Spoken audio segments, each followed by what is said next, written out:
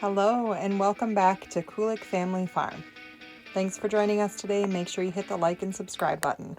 All right, it's Saturday, which means that's project day here on our little family farm. And we just got something really fun. We got a freeze dryer from Harvest Right, and we've been talking about getting one of these for about a year, and it took us a while to save up for them because they're really expensive. Well, then we got it from FedEx. They delivered it to us, and Greg said it was too cold to run it, so I had to wait until the next day.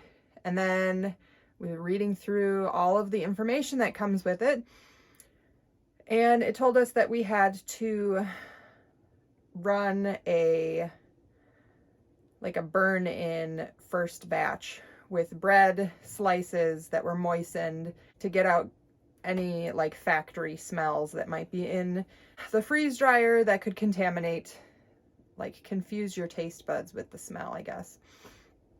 So we did that the second day.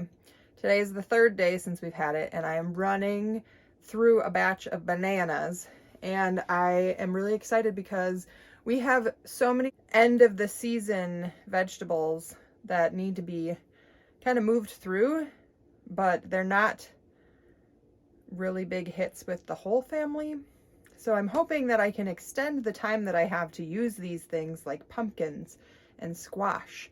And we've got half a freezer full of peppers and onions. And I'm hoping that continually keeping this freeze dryer going is going to help us with reducing our energy consumption on a daily basis of the freezer, so we can get some of those unplugged and cleared out, because come summertime, we're going to have batches of chickens that we're going to want to get into the freezers.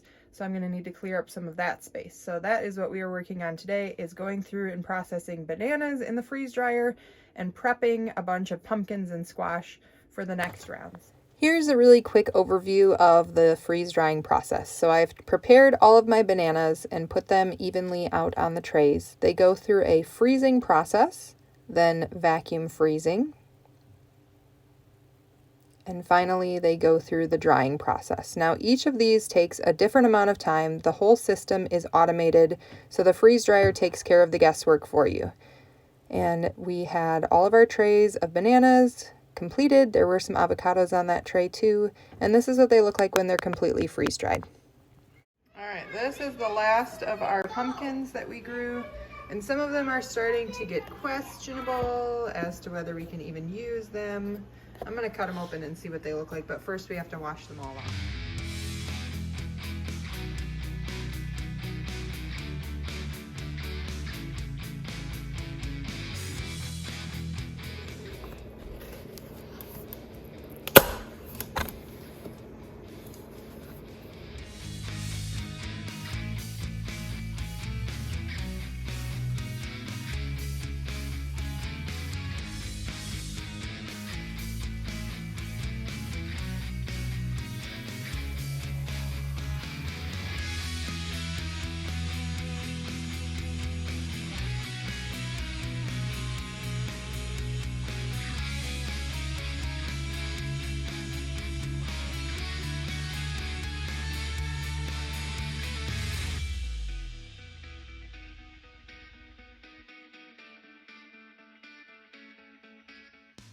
Now, I was just trying to work on filling out some extra space that I had on these trays. So I cut up some limes and some oranges and spread them out. This tray I am leaving separate. This looks a little bit like a cross-pollinated squash pumpkin mixture. Here is our regular pumpkin puree. There's a couple of seeds left on there that I'm pulling out. Then I have a few more orange slices, and the rest of the trays I have filled with cubed pumpkin that I have cooked. I am trying to stay ahead of the game with my freeze dryer. So for tomorrow, what I want to get into the freeze dryer is some beef broth. So right now this is kind of embarrassing. I'm cleaning up my freezer. This, I can't even tell you how old this is. This is from a cow that we got from a local farmer. We've I mean, it's probably 3 years old, these soup bones are. And they were just kind of getting pushed back in the freezer. So it's time to use these up. I plan to add some veggie scraps that I have saved in the freezer to the water now. So I have this going at 250, which is about the level of a slow cooker, but this is significantly bigger, which is why I'm using the Nesco today. So I'm going to get those veggie scraps and add them. Okay, veggie scraps have been added, so this will get a lid put on it, and we'll let this boil probably for about 16 to 20 hours until the freeze dryer is ready again. So I have another batch that came out of the freeze dryer. Now this was, I had initially planned on cubing all of my pumpkins and boiling them to be soft and cooked. But peeling and chopping was taking an awfully long time, and I won't always want them to be cubed. Like this would be good for something like eating as a side dish. You could season it with brown sugar or cinnamon. You could puree it up and reconstitute it and use it in like pumpkin breads, pumpkin muffins, pumpkin pie, things like that. I also just cooked some of the slices and took out this is very lightweight, by the way, just took out the flesh. And this one I kept on its own tray because these pumpkins looked different, and I think that possibly it might have gotten cross-pollinated with the squash. So I'm not sure if the taste will be different, so I just wanted to keep these separate. Just in case. And then I had some extra room on the trays, so I sliced up some oranges, and I think I had 2 limes left, so those can be saved and just maybe added to a glass of water or reconstituted and eaten fresh. So I'm going to put these into the freeze dryer bags with an oxygen absorber and seal them in our Harvest Right impulse sealer.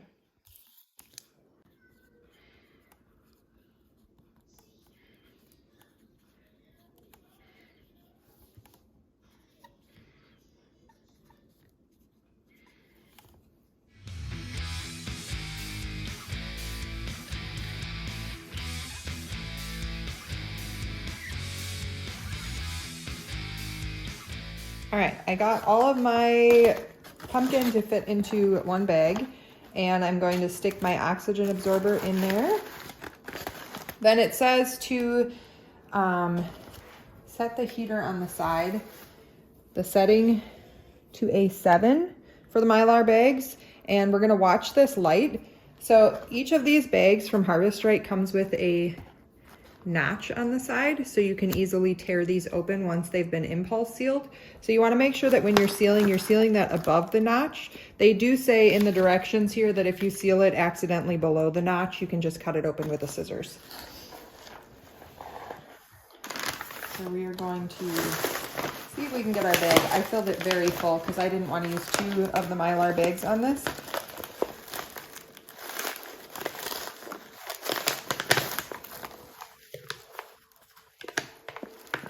So we've got that closed. We're gonna line it up on our impulse sealer here. And we wanna watch the light because the light is going to come on, and we wait for it to go off, and then we can open it. And then it says to check your seal to make sure that it goes all the way across. And it does say that some people will choose to double seal their bags, which I don't think I'm going to have to, because it looks sealed all the way across. So that looks great. I mean, it's very, very full, obviously. I am going to write on the bottom line here because as I was thinking, I might not get to this for a whole nother year. I'm not exactly sure.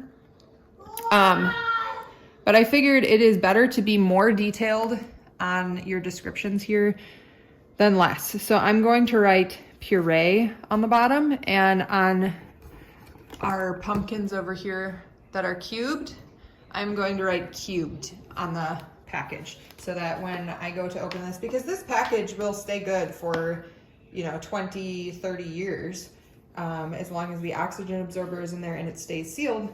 So we can put this into our long-term food storage and not have to worry about it. But like I said, probably in a week, I won't even remember what I put in here, let alone in a year or two. So I'm going to just write on here puree, and then we'll move on to the next packages.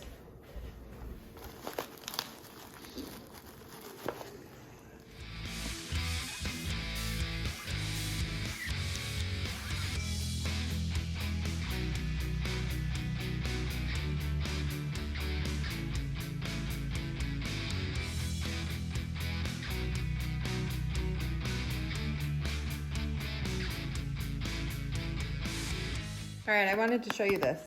So I misaligned my bag, and as you can see, everything got kind of bubbly and did not seal properly. So I am going to try to reseal this again, and we'll see how that goes. Let's try and get this aligned better. I was just really getting into the swing of things, and I thought I had it under there. I was just moving too quickly. Let's see how this is. Okay, now I have been going through and checking the bags just to make sure. This one looks great. Okay, I think we have salvaged it. So I just pulled it back apart, realigned it, squished it so that there weren't a bunch of air pockets there. And that is it. So out of this freeze dryer batch, like this, we got 1 bag of the straight pumpkin puree, 1 bag full of orange slices, which I think this was about 5 oranges that I had sliced the ends off of and then cut them into rings. 1 full bag, which equated to two pie pumpkin sized pumpkins that I think may have cross-pollinated with some squash. So I put that into its own separate bag. And then we got 3 bags of cubed pumpkin, which this was 3 pumpkins. So it's about 1 pie pumpkin per bag. And these bags are 8 inches by 12 inches. So that gives you kind of an idea. These couple of limes I'm just going to put into a mason jar. And then I want to get all of my trays washed off here so that I can get some bone broth that I made into the freeze dryer. And right now my freeze dryer is defrosting. So part of the freeze drying process is that your freeze dryer will get to, like, I don't remember exactly how low it had gotten, but I've seen -40, -45. So a lot of ice will build up around the inside of the freeze dryer. And so you either have to naturally defrost with the door open and the drain open in a bucket to let all of that ice melt, which takes, several hours to a day.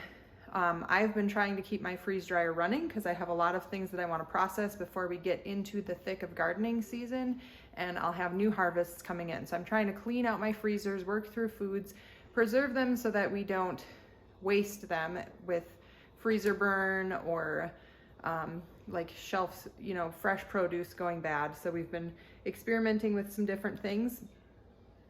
And so I am using the manual defrost, which heats up the inside of the Harvest Right freezer and melts all of that ice and drains it out, which we did this for our banana batch that we did, and the water smelled like bananas. I told Greg he should drink it, but he didn't want to try it. Thanks so much for coming along with me today as I learned to use my Harvest Right freeze dryer. If you are interested in finding out more information about the Harvest Right freeze dryer, you can click on the affiliate link in the description box below. Thanks so much. If you're interested in finding out more about our Harvest Right freeze drying adventures, make sure you hit that subscribe button so you can follow us along in the future.